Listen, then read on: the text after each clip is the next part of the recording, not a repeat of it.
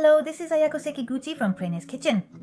This time, as part 2 of the wonders of sake leaves, I'll be introducing some convenient ways to use it. Sake leaves are made from steamed rice, kochi mold, and sake yeast.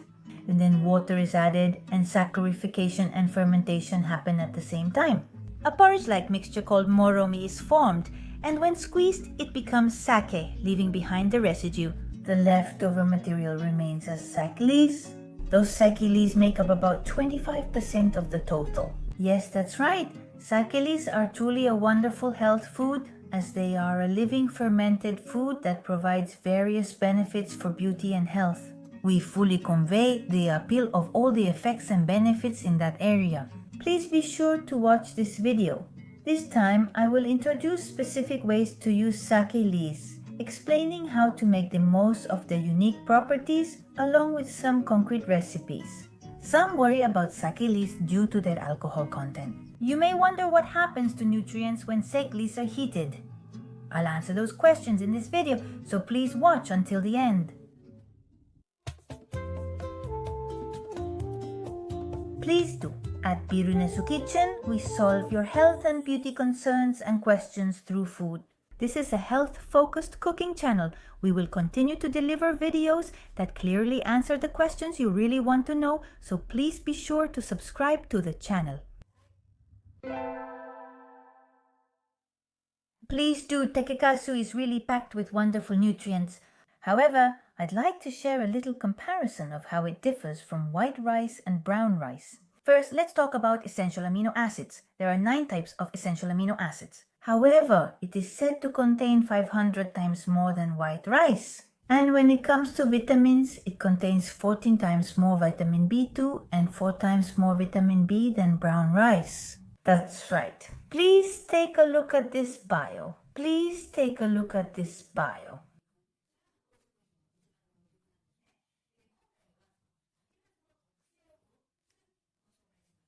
Please take a look at this bio and also take a look at this video. I would like you to see this video.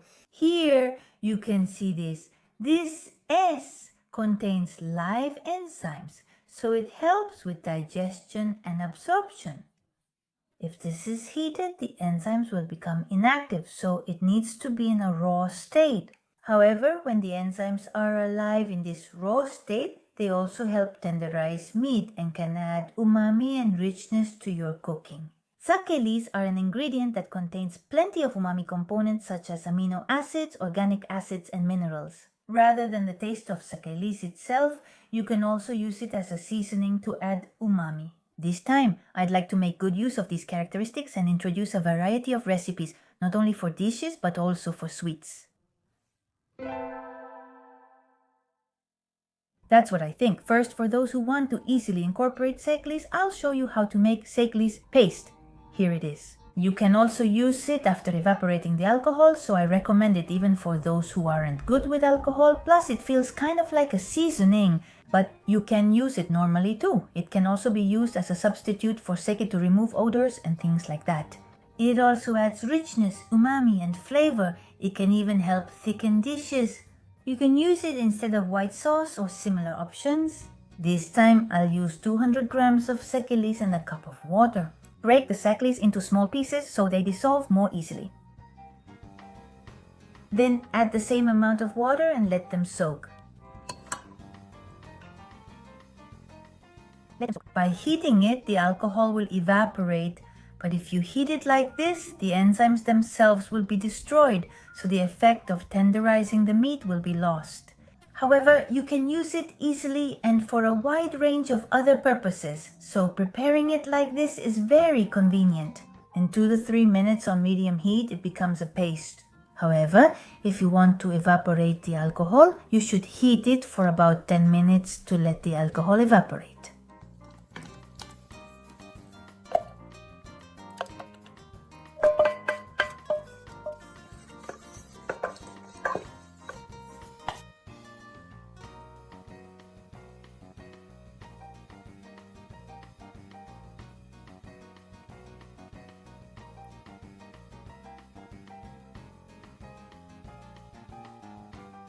Thank you very much. Now, as a variation of the Sackley's paste we just made, I would like to try soaking dried fruits in it.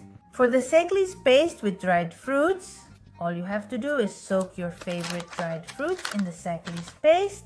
First, spread a little paste in the container. This time, I'd like to use dried mango and prunes. That's what I think. This time I'm using dried fruits, but marinating simmered dishes or salted salmon is also nice. The sake flavor stands out, making this kasusuke delicious.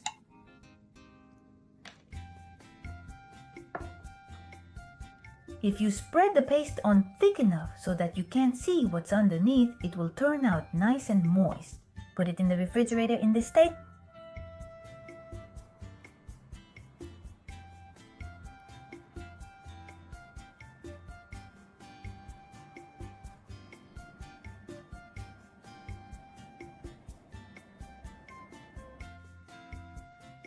Sakelis have the property of making meat tender.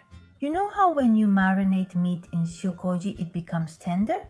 That's what people say. However, that only works if the enzymes are still active, otherwise it doesn't mean anything at all. If you think simply buying shiokoji and marinating meat will make it tender, you're mistaken. The store-bought ones. Shiokoji is simply a seasoning, you know? Of course, since it's a fermented food, it's good for your body, but you really can't expect anything more than that. This time, we're going to use this live, still active enzyme. We'll be using things like this fermented mash. When sakelis are made into a paste, they're heated, so the enzymes end up being destroyed. So, to tenderize the meat, we'll be using these raw sakelis since there's a possibility that the enzymes are still active. I'm hoping that the sakelis will make the meat moist, so I'd like to use chicken breast, which tends to dry out easily. I'll slice the chicken breast thinly so the enzymes can penetrate more easily. If you slowly cook it as a large piece and try to get it just right, it can end up a bit tough. Yes, but this time, since I want to make it tender, I'm intentionally cutting the meat into bite-sized pieces like this. That's what I'm doing. For the chicken, I'm using sakelis already kneaded into a paste and sold that way. It's the same amount of miso. Add a little sweetness to your liking. This time I used beet sugar. It's fine whether you add it or not.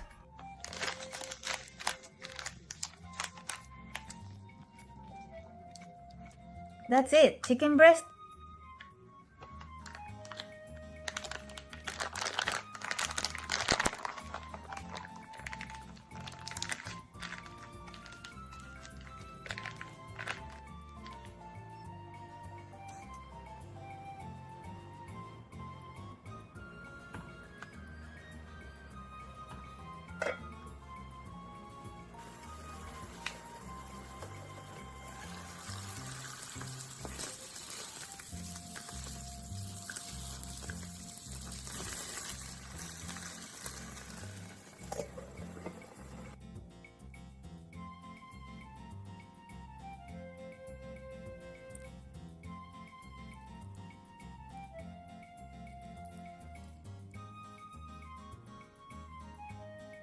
Now I'll answer some simple questions about sakelis. One common question is, if you heat sakelis, do all the koji mold and enzymes get destroyed? Yes, that's right. People often ask, if so, doesn't that make it meaningless? But here, I'd like to talk a little about why fermented foods are good for your body and what exactly enzymes and koji mold do. First of all, when it comes to fermented foods, what's so good about them? It's not that enzymes and microorganisms themselves are good for your body. Rather, it's the metabolic byproducts that these microorganisms and enzymes produce. Those are the functional components and vitamins that are really important for our bodies. Fermentation breaks down nutrients into smaller components. So these foods become easier to digest and absorb, and they contain a lot of things that our gut bacteria love. That's the biggest benefit. Even if you heat them and the microorganisms or enzymes are destroyed, the metabolic byproducts still remain. When it comes to fermented foods, don't get too caught up in the enzymes. Just use them in regular cooking or heat them as you like. It's best to make an effort to include them in your daily routine.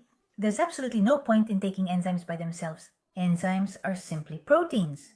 Just because enzymes reach your body doesn't mean they're good for dieting or make you healthier. However, eating foods that contain enzymes can make those foods easier to break down, which helps with digestion and absorption, so there are some benefits in that sense. But enzymes themselves don't directly act on our bodies. That's not the case, so please don't misunderstand. Yes, thank you very much. Does that mean the organism dies? Well, the dead organism becomes food for the gut bacteria, so that's that. It also improves the intestinal environment. That's right. Helps to improve the intestinal environment, but it's not a nutrient in itself. And the things that are created through chemical reactions are what become part of our bodies. For us, those can be called beneficial substances. Yes, that's right. Now let's move on. To enjoy Sakelis, let's try a simple mix. Let me introduce a Sakelis cheesecake that you just need to chill in the refrigerator. This time I'd like to try making it in a slightly healthier version. As for the ingredients, I'm using cottage cheese instead of cream cheese, but it's perfectly fine to use regular cream cheese if you prefer. And then Sakelis. This time I'll be using something called Nerikasu Sakelis. If you're not good with alcohol, please use Sakelis paste. And then sugar, I'll be using Lakanto. Lakanto is a zero sugar sweetener, but anything is fine. So please prepare your favorite sugar. Next, you'll need yogurt and gelatin powder. And here, these are some cookies that we'll use for the base. But this time, I'd like to try making it with soba balls. Please find your favorite cookies. First, sprinkle gelatin powder into 30 cc of water and let it soak. Heat the soaked gelatin in the microwave for about 20 seconds to dissolve it. Let it sit for a little while as it is. And here is the soba bowl. We're going to roughly crush this, so prepare something like a rolling pin to pound it.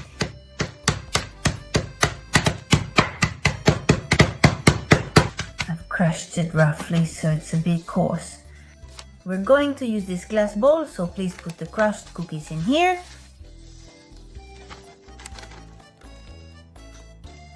The gelatin powder has also soaked and solidified like this, so I'll melt it in the microwave. Okay, the Sakelis are in.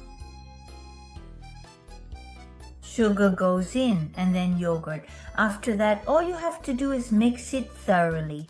This time I'm using Lakanto, so the color turned a bit brown. But really, you can use any sugar you like. Okay, add the gelatin now.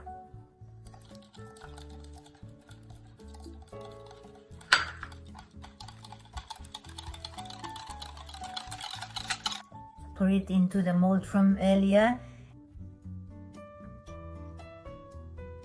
Spread it all over while lifting the crunchy part to the top.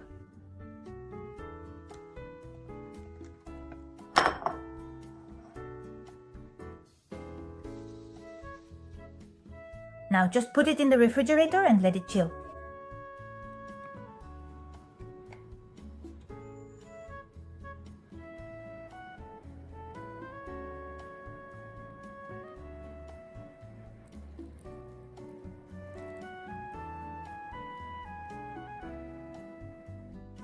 If you want to enjoy Sakelis easily and deliciously, try Sakelis bitter raw chocolate. This is also a dessert that you can easily make by just mixing and chilling. The ingredient is bitter chocolate. Of course, you can use milk chocolate as well. However, bitter chocolate contains various things like polyphenols. It contains a lot of ingredients that are good for your body. For more information about that, please check out this video as well. Yes. And then fresh cream and Sakelis, and here it will be in powder form. First, prepare a container to chill and set the chocolate. Look at the total amount of ingredients. If the container is too small or too big, it's hard to get the right shape, so please prepare a container where the total amount of ingredients will be about 2 centimeters high. Then press the foil firmly into the container like this.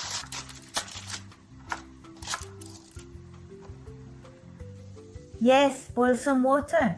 Then melt the chocolate using a double boiler. While the chocolate is warming, heat this fresh cream in the microwave. I'll do that. I'll boil the water and I'll heat the cream until it's steaming. Then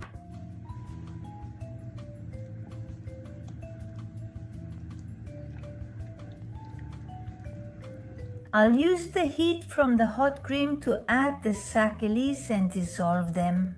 This time I'm using delicas, but if you're not good with alcohol, you can evaporate the alcohol. You can also use sake leaves paste after the alcohol has evaporated. The sake leaves have melted, so let's mix everything together.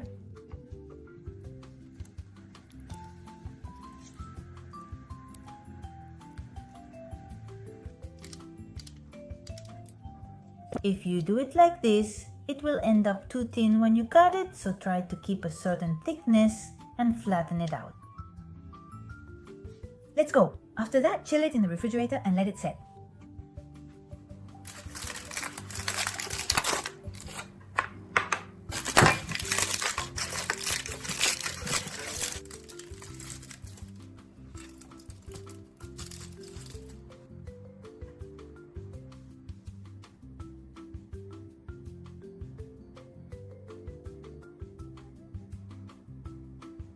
Let's go! This time I introduced some convenient ways to use sake leaves. Sake leaves have several characteristics. One of the benefits of using it raw is that the enzymes help tenderize meat. Another effect is in terms of flavor. Taking it raw tends to have a better aroma. However, if you're not good with alcohol, you don't have to give up, just use homemade sake leaves. Evaporating the alcohol from a paste keeps all the good stuff intact. Please be sure to get the metabolic byproducts. Please make use of it in that way. I hope you can easily incorporate sake leaves into your routine for your health and beauty. Thank you very much for watching until the end. Well then, see you again in another video.